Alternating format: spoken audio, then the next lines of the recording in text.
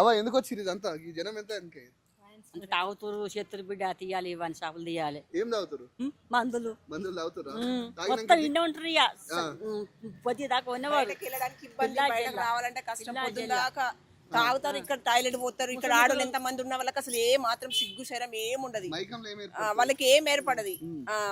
అందుకే ఇక్కడ నుంచి తీసేయాలి.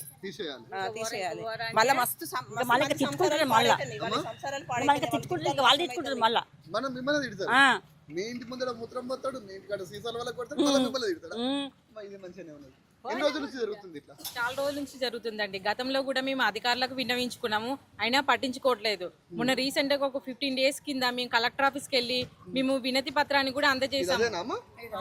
అదే అండి, కలెక్టర్ గారికి వినతి పత్రాన్ని అందజేసాము. అయినా దీనిపై ఎలాంటి చర్య తీసుకోవట్లేదు.